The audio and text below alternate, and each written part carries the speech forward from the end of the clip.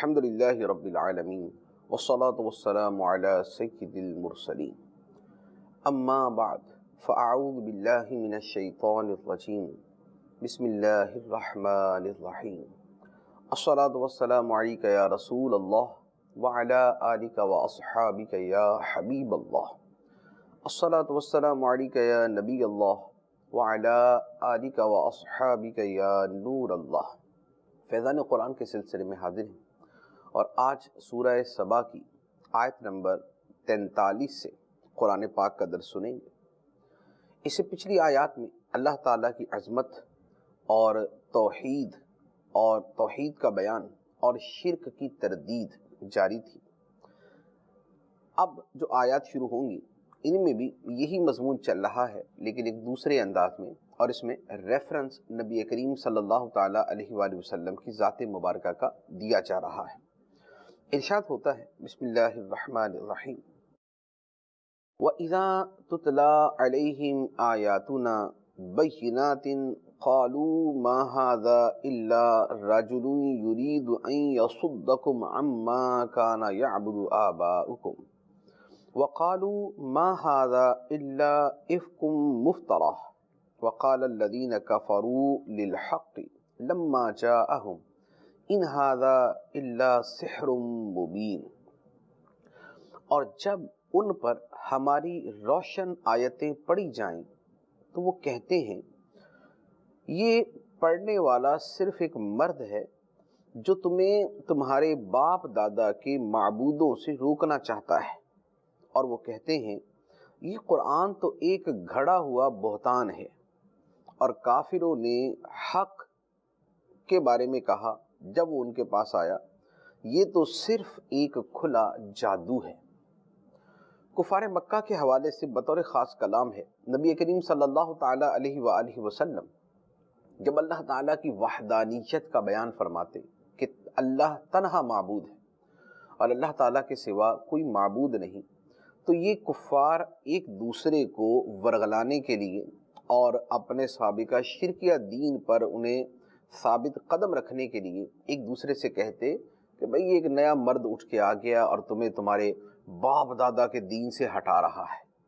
تو یوں باپ دادا کا حوالہ دے کے ایک جذباتی کیفیت پیدا کرتے کہ بھئی اپنے باپ دادا کے دین پہ ڈٹے رہنا ہے، اور قرآن کے بارے میں کہتے کہ قرآن تو ایک گھڑی ہوئی کتاب ہے، اللہ تعالیٰ پر بہتان ہے کہ اللہ نے کتاب نازل کی، اللہ نے کوئی کتاب نازل نہیں کی، اور یہ جو کچھ یہ لا رہے ہیں یہ ایک جادو ہے۔ تو یوں قرآن پاک کے خلاف بھی کلام کرتے، نبی کریم صلی اللہ علیہ وآلہ وسلم کے خلاف بھی کلام کرتے، قرآن کے اوپر کلام یہ کہ یہ تو ایک جادو ہے، یہ تو ایک گھڑی ہوئی کتاب ہے، خود بنائی ہوئی کتاب ہے، اللہ تعالیٰ کی طرف غلط طور پر منسوب ہے، اور نبی کریم صلی اللہ علیہ وآلہ وسلم کے بارے میں باتیں کرتے یہ تو ایک عام سے انسان ہیں اور ہمیں ہمارے باپ دادا کے خداؤں سے ورغلانا چاہتے ہیں۔ تو یہ ایک انداز تھا ان کا شرک کے اوپر ڈٹے رہنے کا اور دوسروں کو اس پر ثابت قدم رکھنے کا، اور یہ انداز ہمیشہ سے چلا آ رہا ہے، آج بھی پایا جاتا ہے۔ آج بھی کیا ہوتا ہے کہ اگر کوئی حق بات سمجھاتا ہے، کوئی درست بات سمجھاتا ہے تو اسے فوری طور پہ کوئی نہ کوئی ایسا جذباتی اسپیکٹ سامنے بیان کر دیا جاتا ہے کہ بھئی نہیں یہ نہیں کرنا۔ جیسے آج کل کیا ہوتا ہے، آج کل اگر یہ کہا جائے کہ بھئی ہمارے معاشرے کے اندر مثلا ڈانس کا کلچر ہے، ہمارے معاشرے کے اندر فلاں غلط چیز ہو رہی ہے، ہم موسیقی کی شریعت نے اجازت نہیں دی، میوزک کی گانے بجانے کی اجازت نہیں دی، تو اب کچھ لوگ اٹھیں گے اور فوراً بولنا شروع کر دیں گے نہیں نہیں نہیں نہیں، یہ ہمیں ہمارے کلچر سے دور کر رہے ہیں، یہ ہماری ثقافت ہے، ہماری تہذیب کا حصہ ہے، یہ اس معاشرے کے اور اس سوسائٹی کے اندر پروان چڑھی ہوئی چیز ہے، اس سے کیسے روک سکتے ہیں۔ تو یوں ایک شور مچا دیں گے۔ وہ لوگ کہ جن کے پاس خوف خدا نہیں، دین کی تعلیم نہیں، دین کا علم نہیں، وہ پھر اسی طرح کی چیزوں کے اوپر کہ ہاں وہ ہمارے کلچر کی بات کر دی، ہمارے کلچر کے خلاف بات کی ہے، اور یہ ناچ گانا ہمارا کلچر ہے، تو اب وہ اس کے خلاف بھڑکنا شروع ہو جائیں گے۔ کلچر کی بہت ساری صورتیں ہیں جن سے دین اسلام منع نہیں کرتا، لیکن جن سے دین اسلام نے منع کیا ہے، جن چیزوں سے دین اسلام نے منع کیا ہے، اب اگر وہ چیزیں کلچر کا حصہ بھی بن جائیں تو اب خود غور کر لیں کہ آپ کلچر کا کلمہ پڑھے ہوئے ہیں یا اللہ کے رسول کا کلمہ پڑھے ہوئے ہیں۔ ہمارے یہاں بے پردگی کے اوپر ایک بڑی دلیل پیش کی جاتی ہے کہ جی گاؤں کی عورتیں تو ابھی بھی کھیتوں میں جا کے وہ فصلیں چنتی، کپاس چنتی ہیں اور کٹائی کرتی ہیں، کوئی پردہ نہیں ہے، سب نکلی ہوتی ہیں۔ سبحان اللہ، کیا خوبصورت دلیل ہے۔ یہ اللہ تعالیٰ نے قرآن کے اندر فرمایا ہے کہ کھیتوں کے اندر جا کے عورتیں جو کپاس چنتی ہیں اس کے اندر کوئی حرج نہیں ہے، اور کرنے تو جو بھی کر رہی ہیں۔ بھئی آپ نے کھیتوں کا کلمہ پڑھا یا کھیت دلیل ہے، قرآن دلیل ہے، اللہ کے رسول کا کلام دلیل ہے۔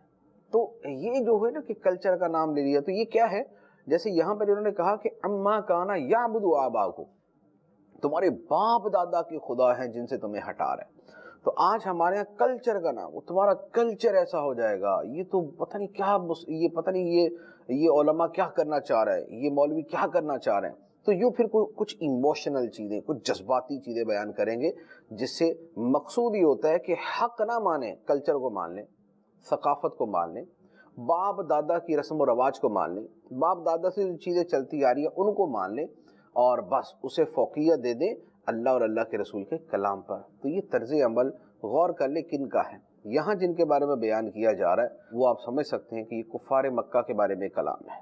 تو آج کل باتیں کرنے والے مسلمان ہی کہلاتے ہیں، اور مسلمانی کا دعویٰ کر کے ہی یہ باتیں کر رہے ہوتے ہیں، لیکن طرز عمل ان کا بہرحال اسلامی نہیں ہے۔ اب اللہ تعالیٰ ان لوگوں کے بارے میں فرماتا ہے جنہوں نے اس طرح کی باتیں کہیں، فرمایا وَمَا آتَيْنَاهُم مِّن كُتُبٍ يَدْرُسُونَهَا وَمَا أَرْسَلْنَا إِلَيْهِمْ قَبْلَكَ مِن نَذِيرٍ،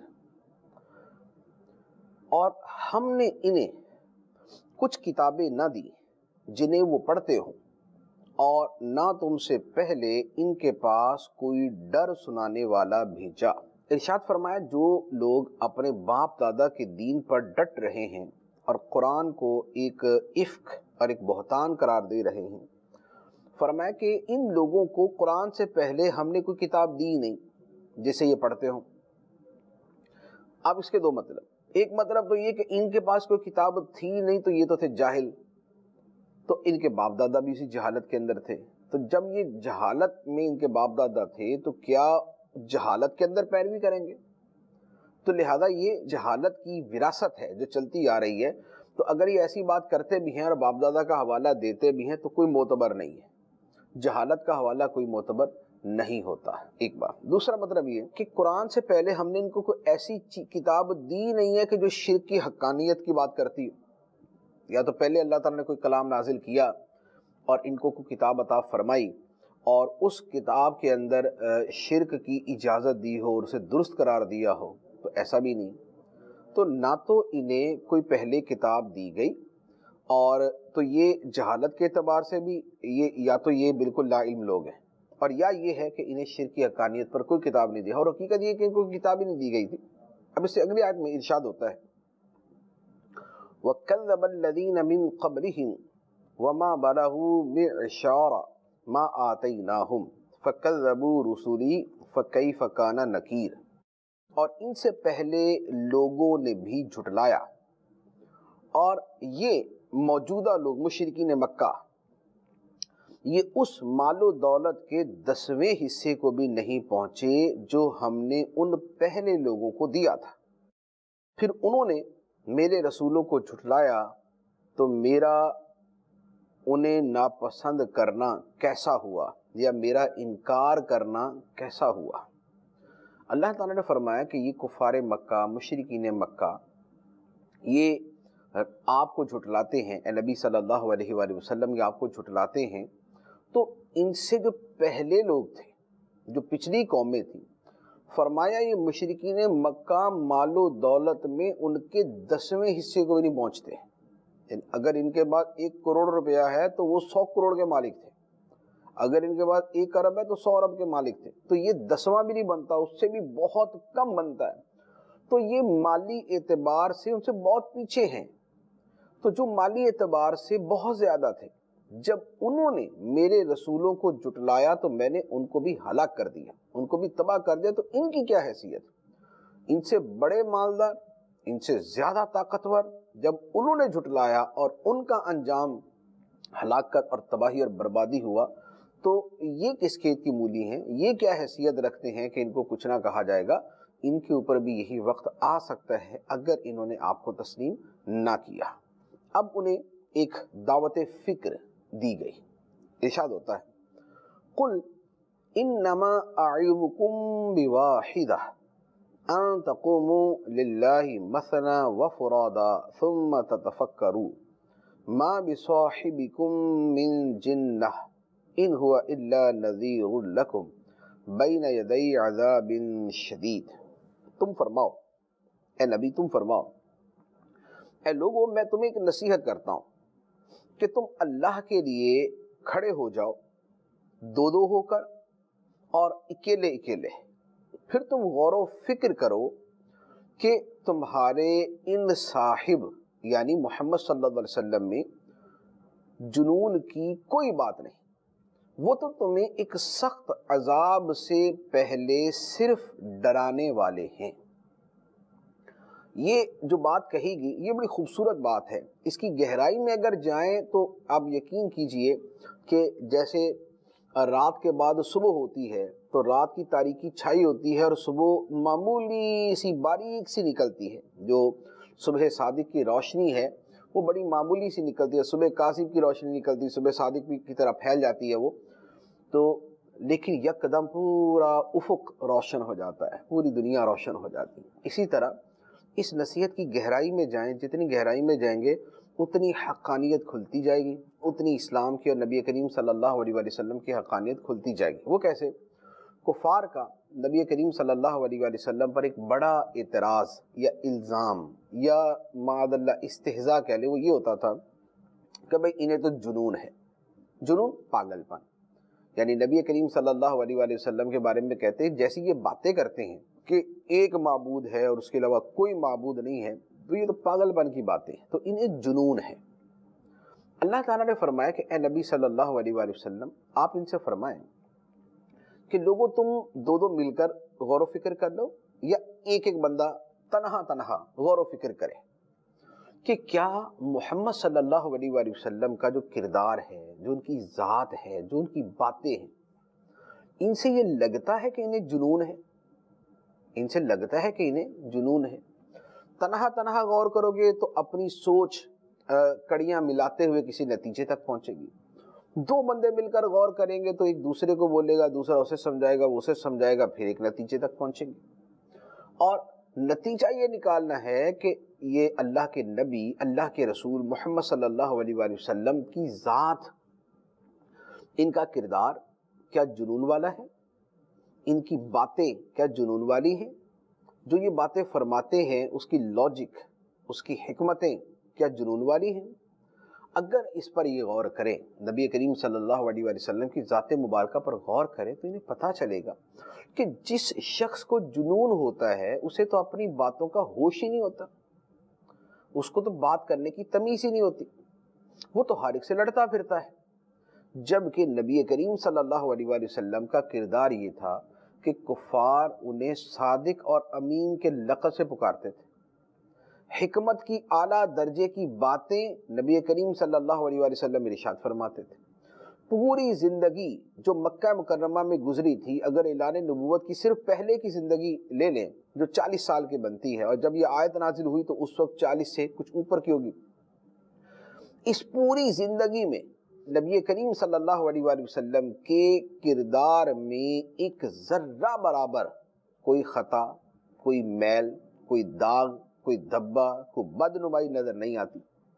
تو جس کا کردار پوری زندگی کا صاف و شفاف ہے، جس کی باتیں بڑی معقول ہیں، جس کی عقل بڑی سلامت ہے، جو صادق ہے، امین ہے، باتیں اس کی سچی ہیں، امانت میں وہ خیانت نہیں کرتا، وعدہ پورا کرنے کی دعوت دیتا ہے، حسن سلوک کی دعوت دیتا ہے، لوگوں سے خوش اخلاقی کے ساتھ ملتا ہے، ملن ساری اس کا وتیرہ ہے، عفو درگزر اس کے کردار میں ہے، تو جس آدمی کا یہ کردار ہو کیا اسے جنون ہو سکتا ہے؟ جنون والے کے اندر تو یہ چیزیں نہیں ہوتی، جبکہ نبی کریم صلی اللہ علیہ وآلہ وسلم کا مبارک کردار وہ تو وراء الورا ہے، وہ تو کردار کے اور اخلاق کے اور کمال کے اعلیٰ درجے پر فائز ہے، تو یہ کیسے کہا جا سکتا ہے کہ انہیں جنون؟ تو فرمایا تنہا تنہا غور کر لو، پوری زندگی کو سکین کر لو ان کی، یا دو دو مل کر غور کر لو، ایک دوسرے سے پوچھے یار تم نے کچھ دیکھا، وہ اس سے پوچھے یار تم نے کچھ دیکھا ہے۔ اچھا، پھر اس کے بعد ان کی تعلیمات کی طرف آ جائیں۔ اگر ان کی اخلاقی تعلیمات کو لے لے، وہ بڑی اعلیٰ درجے کی ہیں، اور اگر ان کی توحید کی تعلیم کو لے لے، جس سے سب سے زیادہ مشرکوں کو چڑ تھی اور دشمنی تھی اور مخالفت تھی کہ بھی ہمارے خداؤں کو انہوں نے جھوٹا کیوں کہا، تنہا ایک معبود کی بات کیوں کی، اگر اسی بات کو لے لے تو توحید پر جو یہ دلائل دیتے ہیں اسی پر غور کر لیں، توحید پر جو یہ دلائل دیتے ہیں اسی پر غور کر لیں، کیا وہ معقول ہیں یا نہیں، کیا وہ عقل میں آنے والے ہیں یا نہیں۔ جیسے اس صورت میں، دیگر صورتوں میں جو بار بار دلائل بہت سارے، لیکن جیسے ایک دلیل ہے جو خود انہیں بھی مسلم ہے، وہ کفار کو بھی مسلم ہے، مشرکوں کو بھی مسلم ہے، وہ یہ کہ آسمان و زمین کو کس نے بنایا؟ تو مشرک خود کہتے ہیں جی اللہ تعالیٰ نے بنایا۔ اچھا، آسمان و زمین میں رزق کون دیتا ہے؟ کہتے ہیں جی اللہ تعالیٰ دیتا ہے۔ اچھا، ساری کائنات کو کس نے بنایا؟ انسان، درخت، یہ وہ سب کس نے بنائے؟ اللہ تعالیٰ نے بنایا۔ اچھا، دوسری بات قرآن پوچھتا ہے اور نبی کریم صلی اللہ علیہ وآلہ وسلم پوچھتے ہیں کہ یہ بتاؤ کہ جنہیں تم معبود سمجھتے ہو، بتوں کو، کیا یہ خالق ہیں؟ کفار کہتے ہیں نہیں۔ نبی کریم علیہ الصلوۃ والسلام پوچھتے ہیں کیا یہ بت رازق ہیں، رزق دیتے ہیں؟ تو کفار کہتے ہیں نہیں۔ تو اب ایک طرف وہ خدا جو خالق ہے، رازق، ساری کائنات کو بنانے والا، ساری کائنات کو پیدا کرنے والا، ساری مخلوق کو رزق دینے والا، دوسری طرف وہ ہاتھوں کے خود بنائے ہوئے، گھڑے ہوئے اور خود اپنے ہاتھوں کی میکنگ ہے، نہ وہ خالق، نہ وہ رازق، نہ وہ مالک۔ تو بتاؤ کہ خدا یہ ہوا یا یہ ہوا؟ تو یہ جو دلیل ہے اس پر غور کرے کہ کتنی سادہ سی دلیل لیکن کتنی قطعی، یقینی اور دلوں میں اتر آنے والی ہے۔ تو اللہ تعالیٰ فرماتا ہے کہ تم تنہا تنہا غور کر لو یا مل کر غور کر لو اس نبی کے بارے میں کہ کیا انہیں کچھ جنون ہے، ان کے کردار کے اعتبار سے دیکھ لو یا ان کے دلائل کے اعتبار سے دیکھ لو۔ تو ان کے توحید کے دلائل دیکھو گے یا جو یہ دعویٰ کرتے ہیں جس چیز کے بارے میں بھی، دین کے حوالے سے، آخرت، جنت، دوزخ، توحید، ان چیزوں کے حوالے سے جو یہ دعویٰ کرتے ہیں، اس دعوے پر جو دلائل دیتے ہیں، کیا وہ دلائل کسی مجنون کا کام ہے پیش کرنا؟ نہیں۔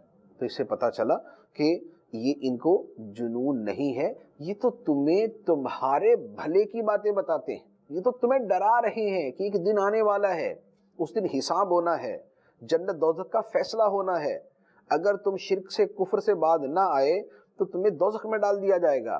تو یہ تو تمہیں ڈرا رہے ہیں، لیکن جس چیز سے ڈرا رہے ہیں وہ تو تمہارا بھلا ہے۔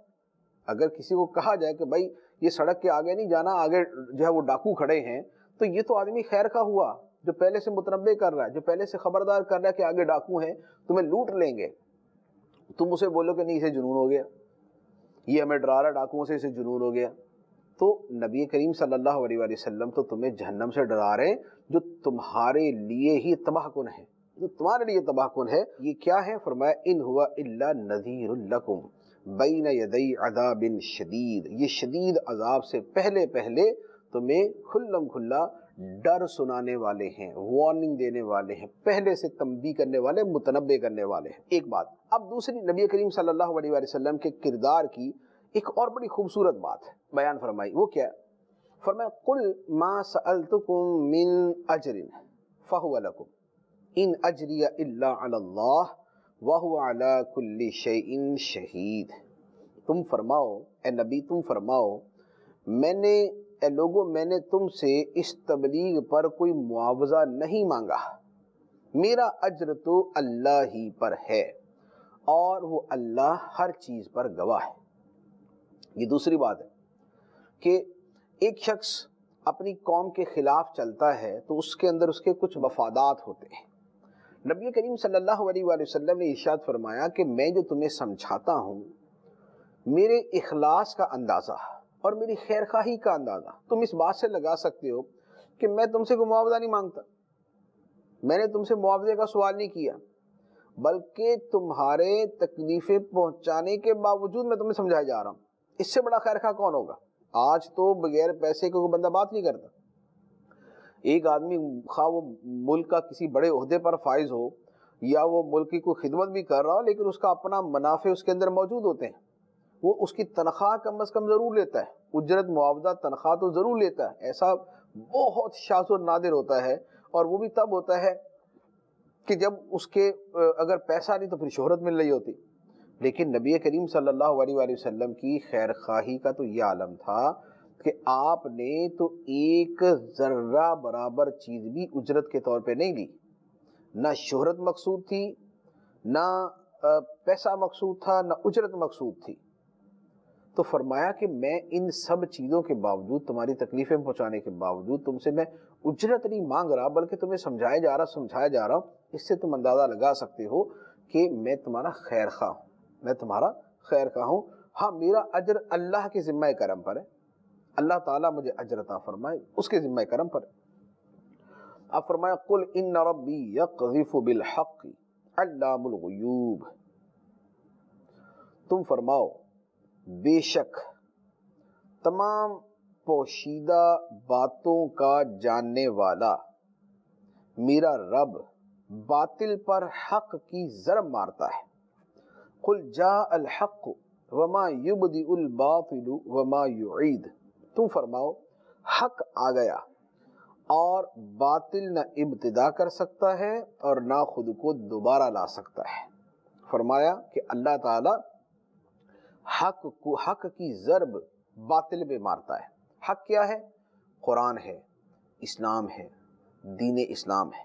اور باطل کیا ہے؟ جو اس کے مقابلے میں ہے، جو قرآن کے مقابلے میں ہے، جو اسلام کے مقابلے میں ہے، جو شرک ہے، وہ باطل ہے۔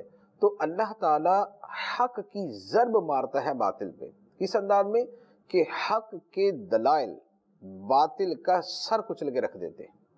اور فرمایا کہ اب حق آ چکا، قرآن آ گیا، اسلام آ گیا، اب حق آ چکا، تو اب باطل کا وجود باقی نہیں رہے گا۔ یہ جو ہے کہ وما یبدئ الباطل وما یعید، یہ ایک جملہ ہے جو عرب اپنے اس معنی میں استعمال کرتے ہیں کہ جب کسی شے کا کچھ باقی نہ بچے، جب کسی شے کا کچھ باقی نہ بچے، نہ پہلے کا باقی رہے نہ دوبارہ ہونے کی امید ہو، تو اسے کہا جاتا ہے وما یبدئ الباطل وما یعید، کہ وہ بالکل کلیتاً وہ فنا ہو گئی، ختم ہو گئی۔ تو قرآن پاک نے اسلام کی حقانیت کے، توحید کی حقانیت کے ایسے دلائل دے دیے کہ اب پوری دنیا اس کے مقابلے میں دلائل دیتی رہے تو ان کے دلائل کی جو حیثیت اور حقیقت ہوگی وہ بڑی معمولی سی ہوگی، جس کی کوئی خاص وقت نہیں ہوگی، اور قرآن کے دلائل اسے فوراً پیرش کر دیں گے، اسے ختم کر دیں گے۔ اب اس کے بعد مزید ایک اور انداز میں ان کو سمجھایا گیا، ارشاد فرمایا قل ان ضللت فانما اضل علی نفسی وان اهتدیت فبما یوحی الی ربی انہ سمیع قریب۔ اے حبیب تم فرماؤ اگر میں بھٹک جاؤں تو اپنی جان کے خلاف ہی بھٹکوں گا، اور اگر میں نے ہدایت پائی تو اس وحی کے سبب جو میرا رب میری طرف بھیجتا ہے، بے شک وہ سننے والا نزدیک ہے۔ یہاں پر ایک سمجھانے کا یہ انداز ہے، فرمایا کہ دیکھو اگر میں بھٹکوں تو یہ ذاتی فعل ہوگا، یہ ذاتی فعل ہوگا کہ خود اپنی عقل سے جب آدمی چلنے کی کوشش کرتا ہے تو اس کے اندر وہ ادھر ادھر ہو جاتا ہے، اور اگر میں ہدایت پاؤں تو وہ ہدایت میرے اپنے ذاتی غور و فکر کی وجہ سے نہیں ہوگی، بلکہ وہ اس وحی کے سبب ہوگی جو اللہ تعالیٰ میری طرف بھیجتا ہے۔ اب دو آپشن کہ وحی کے بغیر خود غور و فکر یا وحی کے نزول سے رہنمائی، اور نبی کریم صلی اللہ علیہ وآلہ وسلم کس کیٹیگری میں تھے؟ وحی کے ساتھ رہنمائی حاصل کرنے کی، کہ وحی آپ پہ نازل ہوتی تھی، اب جو غور و فکر تھا وہ درست راہ پہ چلانے والا تھا۔ یعنی خلاف وحی غور و فکر تو ہلاک کر دیتا ہے، لیکن وحی کی روشنی کے اندر جو غور و فکر ہے وہ آدمی کو صراط مستقیم میں رکھتا ہے۔ تو نبی کریم صلی اللہ علیہ وآلہ وسلم وحی کے نور سے روشنی حاصل کرنے والے تھے۔ تو فرمایا کہ اگر تمہاری نظروں میں اگر میں راستے پر نہیں ہوں، درست راستے پر نہیں ہوں، تو یہ پھر میرے اپنی جان کے خلاف ہوگا، میرا اپنا ہی نقصان ہوگا۔ لیکن حقیقت حال یہ ہے کہ میں اپنی ذات کے خلاف نہیں اور میں حق کے خلاف نہیں، بلکہ وحی کی روشنی حاصل کر کے چل رہا ہوں، جس کا الٹیمیٹ مطلب یہ ہے کہ میں حق پر ہوں، میں راہ راست پر ہوں۔ اب ان لوگوں کے حوالے سے، کفار، ان کے انجام کے حوالے سے فرمایا گیا، فرمایا اور تم بڑا ہولناک منظر دیکھتے، اگر تم دیکھتے جب وہ کافر گھبرائے ہوئے ہوں گے، پھر بچ کر نکلنا ممکن نہ ہوگا اور ایک قریب کی جگہ سے انہیں پکڑ لیا جائے گا۔ یہ قیامت کی منظر کشی ہے کہ قیامت کا اگر تم منظر دیکھو، جب یہ کفار گھبرائے ہوئے ہوں گے، بھاگنے کی کوشش کریں گے، بچ کر نکلنے کی کوشش کریں گے، لیکن ہوگا کچھ نہیں، فوراً پکڑ لیے جائیں گے۔ تو فرمایا کہ اگر یہ منظر تم دیکھتے تو بڑا خوفناک منظر دیکھتے۔ اب اللہ تعالیٰ قیامت کے اس منظر کا اور ان لوگوں کی حسرتوں کا بیان فرماتا ہے۔ فرمایا وَقَالُوا آمَنَّا بِهِ وَأَنَّا لَهُمُ التَّنَاوُشُ مِن مَّكَانٍ بَعِيدٍ وَقَدْ كَفَرُوا بِهِ مِن قَبْلُ وَيَقْذِفُونَ بِالْغَيْبِ مِن مَّكَانٍ بَعِيدٍ وَحِيلَ بَيْنَهُمْ وَبَيْنَ مَا يَشْتَهُونَ كَمَا فُعِلَ بِأَشْيَاعِهِمْ مِن قَبْلُ إِنَّهُمْ كَانُوا فِي شَكٍّ مُّرِيبٍ۔ اور کافر کہیں گے ہم اس نبی پر ایمان لائے، قیامت میں کہیں گے ہم اس نبی پر ایمان لائے، لیکن اللہ تعالیٰ فرماتا ہے اور اب ان کے لیے دور کی جگہ سے ایمان کا پا لینا کیسے ہوگا؟ اب ان کے لیے دور کی جگہ دار العمل، یعنی دنیا سے دور، اب آخرت میں پہنچے ہوئے، تو اب اس دور کے گھر میں اب ان کے لیے ایمان کا پا لینا کیسے ممکن ہوگا، حالانکہ وہ پہلے اس کا انکار کر چکے ہیں اور بغیر دیکھے ہی دور کی جگہ سے پتھر پھینکتے تھے۔ پتھر سے مراد یہاں پر ہے اعتراضات کے پتھر، کہ وہ بغیر دیکھے بس اپنے اندازوں سے ہمارے نبی پر اعتراضات و الزامات کے پتھر پھینکتے تھے، اور ان کافروں کے درمیان اور ان کی چاہت کے درمیان رکاوٹ ڈال دی گئی۔ چاہت ایمان، یہاں پر ان کی چاہت ایمان ہوگی، کافروں کے درمیان اور ان کی چاہت یعنی ایمان مل جانے کے درمیان رکاوٹ ڈال دی گئی، جیسے ان کے پہلے گروہوں کے ساتھ کیا گیا تھا۔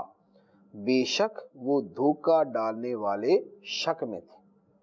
فرمایا جیسے اب ان کے لیے ممکن نہیں ہے، مرنے کے بعد اب ان کے لیے ممکن نہیں کہ یہ ایمان قبول کر سکے، اس طرح جو ان کے پہلے لوگ تھے ان کا بھی یہی معاملہ تھا کہ ان کو وہ بھی جب دنیا سے چلے گئے اور آخرت کا اور قبر کے عذاب اور اگلے جہان کے مناظر دیکھ کر اب وہ ایمان قبول کرنے کی باتیں کرتے تھے، لیکن وہ رکاوٹ ڈال دی گئی، تو اسی طرح ان کے ساتھ بھی کر دیا گیا۔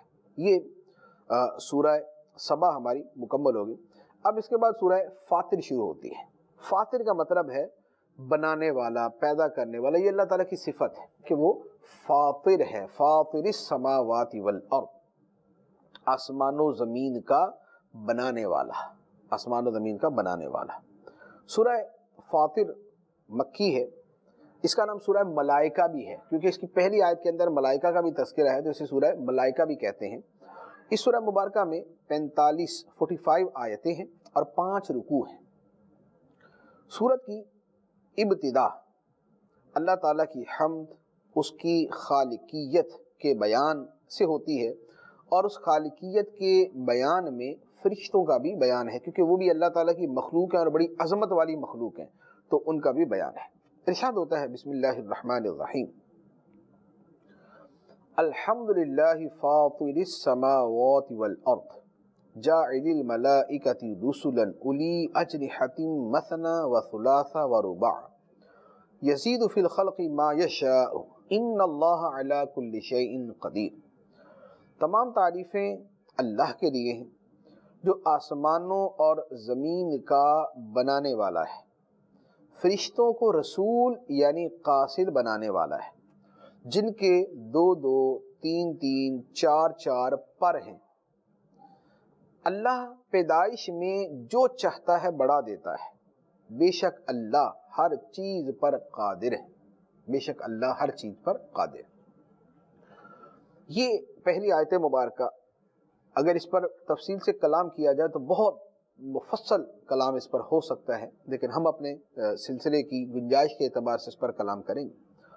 اللہ تعالیٰ کی حمد بیان کی گئی کہ وہ آسمان و زمین کو عدم سے وجود میں لانے والا ہے۔ نہ آسمان تھے نہ زمین تھی، اللہ تعالیٰ اسے وجود میں لایا۔ ہم کسی شے کو بناتے ہیں تو ہمارے لیے اس کا پہلے مٹیریل موجود ہوتا ہے، اس کا مادہ موجود ہوتا ہے، اس مادے سے ہم کوئی شے بناتے ہیں۔ ہم ایسا نہیں کر سکتے کہ ہم بغیر مادے کے ہم کوئی چیز بنا لیں، ایسا نہیں۔ یہ ٹیبل بنا تو یہ ٹیبل لکڑی سے بنا، لکڑی جو ہے وہ درخت سے حاصل کی گئی، درخت جو ہے وہ پانی، روشنی، ہوا اور بیج ان چیزوں سے وجود میں آیا۔ تو یہ ایک سلسلہ ہے کہ تغیر ہوتا گیا اور چیزیں وجود میں آتی گئیں۔ لیکن اللہ تعالیٰ نے جو کائنات کو پیدا کیا تو وہ یہ نہیں تھا کہ پہلے کوئی مادہ موجود تھا اور اس کو اللہ تعالیٰ نے آسمان بنا دیا، زمین بنا دیا۔ اللہ تعالیٰ آسمان و زمین کو عدم سے وجود میں لایا، کچھ نہ تھا اور وہ وجود میں لایا۔ تو یہ جو کہا جاتا ہے، سائنسدان کہتے ہیں کہ مادہ نہ پیدا کیا جا سکتا ہے نہ فنا کیا جا سکتا ہے۔ یہ انسانوں کے اعتبار سے جملہ تو ہو سکتا ہے کہ انسان مادہ پیدا نہیں کر سکتا، وہ تبدیلیاں کرتا ہے، اور مادے کو فنا نہیں کر سکتا کہ وہ فنا وہ ظاہراً ختم ہونے کے بعد بھی دوسری شیپ میں آ جاتا ہے۔ لیکن اللہ تعالیٰ کے حق میں معاذ اللہ تعالیٰ کے حق میں اگر ایسا جملہ بولے تو یہ بالکل دائرہ اسلام سے خروج ہے کہ اللہ تعالیٰ خالق ہے اور وہ فنا کرنے والا بھی ہے۔ تو اللہ تعالیٰ عدم سے وجود میں لایا اور وہ وجود سے عدم کرنا چاہے تو کر سکتا ہے۔ تو وہ نہیں ہوگا کہ مادہ صرف بدلے گا، ختم، ٹوٹل ختم ہو جائے گا، اور وہ چاہے تو عدم سے جتنا چاہے مادہ پیدا کر سکتے ہیں۔ لہذا یہ اس طرح کی جو باتیں کہی جاتی ہیں کہ مادہ نہ پیدا کیا جا سکتا ہے نہ فنا کیا جا سکتا ہے، یہ لوگوں کے اعتبار سے کہ یہ اس طرح نہیں کر سکتے، اللہ تعالیٰ کے اعتبار سے نہیں ہے۔ مسلمان جو ہیں، جو سائنس پڑھتے ہیں اور جو ان چیزوں کے اوپر کلام کرتے ہیں، وہ یہ بات اپنے ذہن میں ہمیشہ رکھا کریں۔ تو اللہ تعالیٰ آسمان و زمین کو بنانے والا ہے، عدم سے وجود میں لانے والا ہے۔ اب اسی کے بنانے کی ایک اور مثال کہ اس نے فرشتوں کو بنایا، جاعل الملائکہ، فرشتوں کو بنایا۔ فرشتوں کو کیا بنایا؟ انہیں رسولن بنایا، رسول بنایا۔ یہاں رسول ہے قاصد کے معنی، فرشتے قاصد ہیں، یعنی جو انسانوں کے اندر نبی اور رسول ہے اس کی ڈیفینیشن کچھ اور ہوتی ہے۔ انسانوں میں جو رسول ہیں وہ ایک خاص سٹیٹس ہے، خاص مرتبہ ہے کہ اللہ تعالیٰ کسی کو اپنے بندوں کی طرف تبلیغ احکام کے لیے مبعوث فرماتا ہے، تو وہ ایک خاص اس کی تعریف ہے، اسے کتاب عطا فرماتا ہے یا اسے شریعت عطا فرماتا ہے، نئی شریعت دیتا ہے، تو جو بھی اس کی تعریفات ہیں، لیکن ان کا سٹیٹس، ان کا مرتبہ جو ہے وہ اور ہے۔ اور فرشتوں کے اندر جو رسول ہیں وہ رسول اس اصطلاحی معنی میں نہیں ہوتے ہیں، کیونکہ ان کو تو اس انداز میں نہیں بھیجا جاتا۔ ان کا مطلب ہوتا ہے قاصد، کہ وہ پیغام رساں ہیں، پیغام لانے والے، اللہ تعالیٰ کا پیغام لے جانے والے ہیں کسی تک، خواہ وہ رسولوں تک لے کر جائیں، نبیوں تک لے کے جائیں، یا اللہ تعالیٰ کی کسی دوسری مخلوق کی طرف لے کے جائیں، تو وہ پیغام لانے والے ہیں، تو وہ اس معنی میں رسول کہلاتے ہیں، قاصد کہلاتے ہیں۔ لیکن اس کا یہ مطلب نہیں ہے کہ اس رسول کہنے کا کوئی خاص معنی ہی نہیں ہے، ایسا نہیں، وہ بھی ان کا ایک مرتبہ ہے، ان کا ایک مقام ہے، ان کی ایک عظمت ہے، ان کی ایک شان ہے، جن کو اللہ تعالیٰ اتنے بڑے منصب کے لیے منتخب فرمائے، وحی کے نزول کے لیے، اپنے پیغامات دینے کے لیے، تو ان کا بہت بڑا مقام ہے۔ تو اس کو محض معاذ اللہ قاصد کا لفظ بڑا ایک ظاہر لفظ چھوٹا سا ہے، لیکن چونکہ ہمارے پاس تعبیر نہیں ہے اس کی دوسری، تو اس لیے ہم اس کی وضاحت کے لیے بولتے ہیں کہ جیسے قاصد پیغام ایک سے دوسری کی طرف لے کے جاتے ہیں، تو فرشتے رسول اس معنی میں ہیں، لیکن وہ ہمارے ہاں قاصد ذرا ہلکا لفظ سمجھا جاتا ہے، جبکہ اللہ تعالیٰ کے فرشتوں کے اعتبار سے یہ لفظ بہت عظیم ہے، بڑی عظمت والا ہے۔ اب یہ جو فرشتے ہیں، فرمایا کہ یہ پروں والے ہیں، ان کے پر ہیں، ونگز، 2 3 4، تو فرشتوں کے پر ہوتے ہیں۔ تو یہ اللہ تعالیٰ نے ان کی تخلیق کیسے فرمائی؟ اب یہ پر اسی معنی میں ہے جیسے ہم سمجھتے ہیں، یا ان پروں کے معنی بھی کچھ اور ہے؟ تو اس میں عمومی طور پر جو روایات ہیں ان سے یہی سمجھ آتا ہے کہ ان کے پر جو ہے وہ ظاہراً ایسے ہی ہیں جیسے ہمارے ذہنوں میں اس کا مفہوم موجود ہے، لیکن ان کی وسعت و عظمت اور ان کی جو اور شانیں ہیں وہ ہماری جو ہے وہ سمجھ سے بالا ہے۔ تو پر دو دو بھی ہیں، تین تین بھی ہیں اور چار چار بھی، اور اس سے زیادہ بھی ہیں۔ آگے الفاظ یہ یزید فی الخلق ما یشاء، وہ تخلیق میں جو چاہتا ہے اضافہ فرما دیتا ہے۔ اللہ تعالیٰ جو چاہتا ہے تخلیق میں اضافہ فرما دیتا ہے۔ اب یہ جو تخلیق میں، پیدائش میں اضافہ فرماتا ہے، کن چیزوں کی؟ بہت سارے اعتبار سے یہ جملہ ہو سکتا ہے، بڑا جامع جملہ یزید فی الخلق ما یشاء۔ یہ بھی ہو سکتا ہے کہ فرشتوں کے پر ہی مراد ہو، کہ اللہ تعالیٰ فرشتوں کے پروں میں جتنا چاہتا ہے اضافہ فرما دیتا ہے۔ کسی کو 2 دیے تو کسی کو 200 دے دیے، کسی کو 600 دے دیے، جیسے جبرائیل امین علیہ السلام کے بارے میں کہ ان کے 600 پر تھے، 600 پر، اور اتنے بڑے کہ جبرائیل امین علیہ السلام کے 2 پر ایک مرتبہ کھلے تو پورا آسمان مشرق سے لے کر مغرب تک سارا بھر گیا، افق جسے کہتے ہیں، 2 پر، اور ہم مشرق میں جدھر سے سورج نکلتا ہے اس کو جدھر مغرب ہے، مشرق کے سورج نکلنے سے لے کر مغرب کے سورج ڈوبنے تک کی جگہ کو دیکھیں، جبرائیل امین علیہ السلام کے 2 پروں سے بھر گئی، 2 پروں سے بھر گئی۔ 600 پر کتنے ہوں گے؟ جبرائیل امین علیہ السلام کے 600 پر کتنے ہوں گے؟ تو سبحان اللہ، اللہ اکبر، اللہ سب سے بڑا ہے، بڑی برکت والا ہے وہ جو سب سے بہترین خالق ہے۔ یہ اللہ تعالیٰ کی شان ہے۔ تو اللہ تعالیٰ نے فرشتوں کو 2 پر دیے، 3 دیے، 4 دیے، اور چاہے تو جتنا چاہے اضافہ فرما دے، انہی کے پروں میں اضافہ کر دے یا زیادہ پروں والے فرشتے پیدا فرما دے۔ اچھا، دوسرا معنی یہ بھی ہو سکتا ہے کہ مخلوقات کی انواع میں اللہ تعالیٰ جتنا چاہے اضافہ فرما دے۔ مثلا ابھی مخلوقات کی انواع کیا ہیں؟ ہماری ابھی جو معلومات ہوتی ہیں، سائنسدان معلومات کرتے ہیں تو کہتے ہیں جی دنیا کے اندر اتنی لاکھ قسم کے جانور ہیں، اتنے لاکھ قسم کے سانپ ہیں، اتنی ہزار قسم کے کیڑے ہیں، تو مکوڑے ہیں، یہ ساری کرتے ہیں۔ اللہ تعالیٰ چاہے تو ان کی قسموں میں اضافہ فرما دے۔ ہم کہتے ہیں کہ مثلا 2 لاکھ قسم کے سانپ ہیں، اللہ تعالیٰ چاہے تو 100 لاکھ قسم کے سانپ بنا دے، تو انواع کے اندر اضافہ فرما دے۔ اچھا، انواع میں یوں اضافہ کہ انسان ایک نوع ہے، جانور ایک نوع ہے، پھر اس میں شیر اور یہ وہ سب ایک انواع ہیں۔ اب اللہ تعالیٰ چاہے تو ان انواع کے اندر اضافہ کر دے اور ان کو بہت زیادہ بڑھا دے، وہ خالق ہے، کوئی پابند نہیں ہے کہ اس نے اگر مثال کے طور پہ 200 مخلوق پیدا کیا تو اب 201 نہیں کر سکتا، وہ چاہے تو 200 سے لے کے وہ 200 کروڑ بنا دے اسے، تو جتنی چاہے اللہ تعالیٰ انواع پیدا کر دے۔ اور پھر اسی طرح ان انواع کے افراد کے اندر اللہ تعالیٰ جتنا چاہے اضافہ کر دے۔